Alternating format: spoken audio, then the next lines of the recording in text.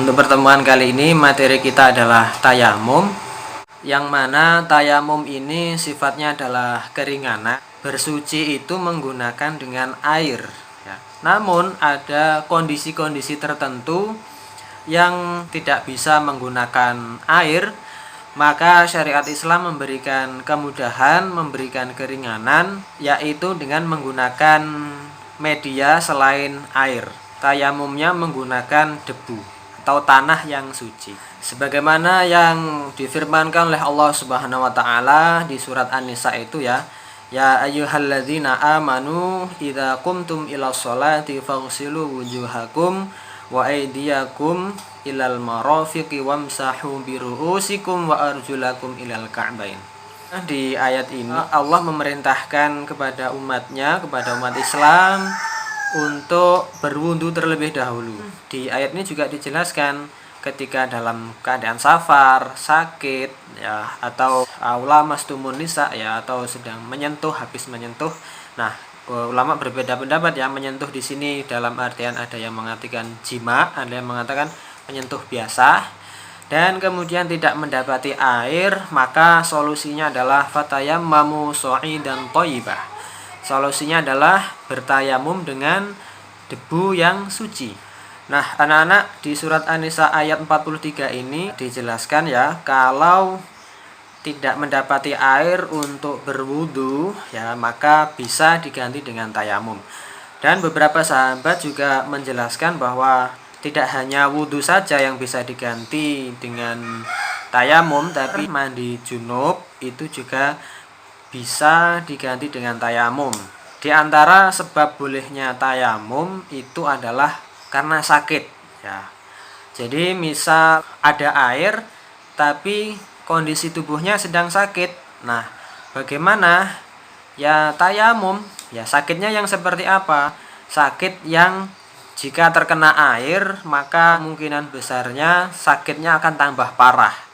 Maka dalam posisi seperti ini boleh untuk bertayamum ya. Kondisi di mana ada salah satu anggota tubuh yang itu tentunya anggota tubuh bagian wudhu ya, sakit, nah maka bisa menggantinya dengan tayamum.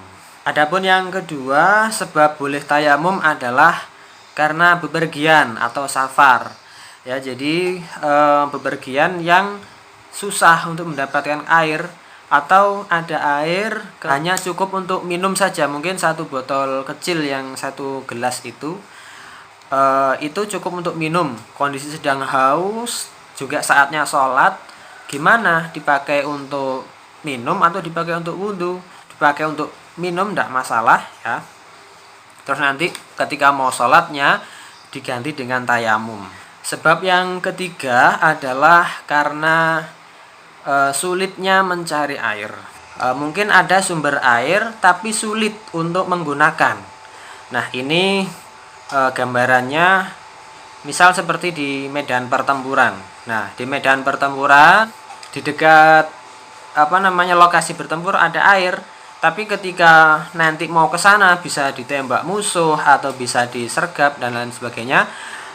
Itu kan susah, untuk menjangkau air itu susah. Maka dalam kondisi seperti ini boleh bertayamum. Intinya ada air tapi susah untuk menggunakan air itu. Atau yang tadi yang kedua, ada air tapi hanya cukup untuk minum. Nah, kalau yang pertama tadi karena sakit ya. Terus yang keempat, salah satu sebab juga adalah posisi sedang dingin sekali ya, kondisi dingin. Kalau kita di Indonesia insya Allah tidak akan merasakan hal itu. Kondisi sangat dingin, cuaca sangat dingin, ketika memakai air itu bisa membahayakan, maka itu boleh bertayamum. Hal-hal yang perlu diperhatikan ya ketika bertayamum ini adalah tayamum itu hanya dipakai untuk satu kali ibadah saja dan harus masuk waktu sholat ya. Sudah masuk waktunya ya, misal sudah mau zuhur ya, misal zuhurnya jam setengah 12. Nah, jam 11 ini nyari-nyari air ya, dari pagi sampai jam 11 misal nyari-nyari air tidak ketemu. Jam 11 ini belum boleh untuk bertayamum ya, karena belum masuk waktu sholat. Karena tidak ada air ya, solusinya terakhir adalah bertayamum. Maka tayamumnya jangan jam 11, nggak boleh karena belum masuk waktu sholat. Waktu sholatnya jam setengah 12, maka jam setengah 12 itulah baru boleh bertayamum. Nah, tayamum kemudian langsung sholat. Dipakai untuk satu kali ibadah saja tayamum itu. Nah, kalau waktu hadas besar bagaimana? Kan hadas besar tadi di awal saya jelaskan harus mandi kan, harus mandi wajib. Sama kalau hadas besar karena nggak nemu air ya, ketika mau masuk waktu sholat tayamum kemudian langsung sholat. Nah, nanti kalau sudah ada air, sudah sholat duhur kemudian turun hujan ya begitu, maka tetap wajib mandi besar ya. Karena tadi yang duhur belum ada air maka belum mandi ya, tapi untuk ibadah sholatnya kan tetap wajib, jadi dia harus bertayamum. Yang selanjutnya pakai debu yang suci ya, pakai debu yang suci, nggak boleh asal debu ya, pokoknya asal nggak tahu di sana ada najisnya ya kemudian dipakai, enggak, tapi tetap milih yang suci. Fatayammamu sha'idan thayyiba. Tayamum ini rukunnya yang pertama, kita masuk tata cara ya, tata cara bertayamum. Yang pertama adalah niat. Sebagaimana yang kemarin Ustadz sampaikan, niat boleh pakai bahasa apapun, boleh dilafalkan, boleh dalam hati saja. Setelah niat ya, niat tayamum, kemudian mengusap wajah ya, wajah diusap dengan debu ya. Kemudian yang ketiga, yang tadi niat mengusap wajah, yang ketiga adalah mengusap tangan, kedua tangan ya. Nah, khusus yang ketiga ini ada yang mengatakan tangan itu cukup sini saja, cukup telapak punggung tangan saja sampai sini. Ada yang sampai siku ya. Nah, ini silakan kalian bisa pakai salah satunya. Terus yang keempat, rukun yang keempat itu adalah tertib ya. Jadi hanya 4 ini kalau dalam tayamum. Caranya bagaimana ya, kita praktekkan. Pertama, pilih ya tempat yang ada debunya dan tentunya suci. Tempat itu dibagi menjadi 2. Yang pertama untuk mengusap wajah ya, yang kedua untuk mengusap tangan. Niat dalam hati, kemudian tangannya ini ya, tangannya menepuk ke tanah ya, tempat debunya ditepukkan. Kalau sudah ya, diginikan ya, supaya debu yang banyak di sini ini jatuh. Nah, sini Ustaz praktekkan ya. Sudah, misal ini sudah diginikan, nah diusap wajahnya ya. Dah, 1 kali usapan cukup ya, nggak perlu diusap bolak-balik. Selanjutnya adalah tangan ya, tangan. Jadi tadi menepukkan telapak tangan ke debu ya untuk mengusap wajah. Nah, yang kedua, tepukan yang kedua, nepukkan di tempat yang satunya, sebelahnya ditepukkan untuk mengusap tangannya, jadi biar beda. Nah, setelah itu kemudian telapak tangan ini diusapkan ke tanah ya, ke debu. Cuman pilih tempat yang berbeda dengan yang pertama tadi ya. Di sini. Kalau pertama tadi di sini, yang kedua di sebelah sini ya. Ditepukkan, kemudian sudah ya, ginikan lagi. Nah, dahulukan yang kanan, mengusap yang kanan. Bagaimana caranya? Nah, kalau mengusap tangan ini Ustadz praktekkan dua-duanya ya. Tadi ada 2, ada yang sampai sini saja, ada yang sampai siku. Nah, Ustadz pakai yang sampai siku. Ustadz praktek yang pertama yang sampai sini dulu.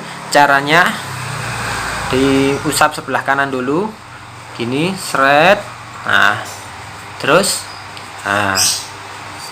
sudah cukup. Itu kemudian sholat.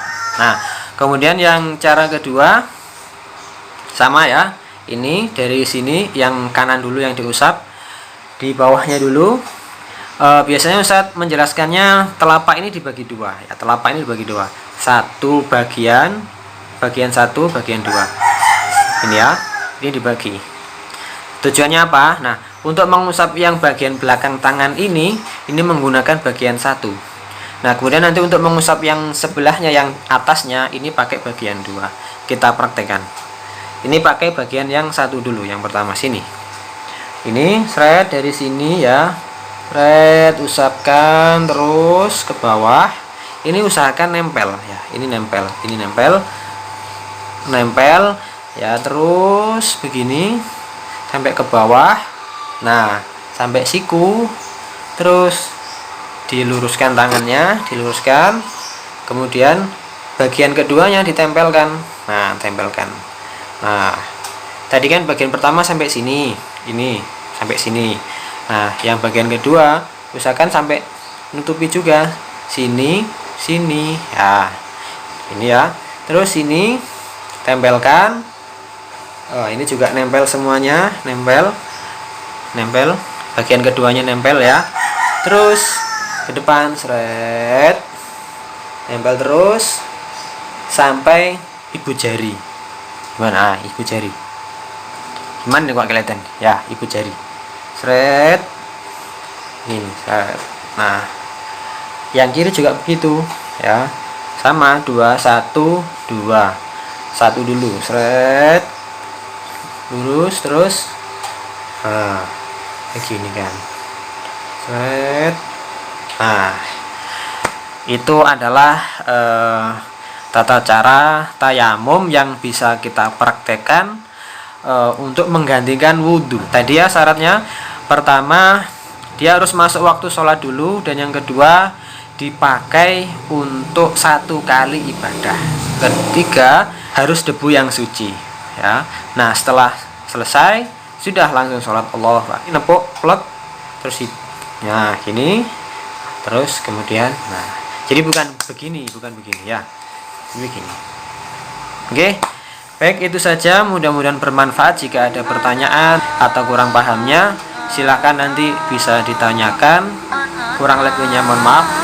Saya akhiri. Assalamualaikum warahmatullahi wabarakatuh.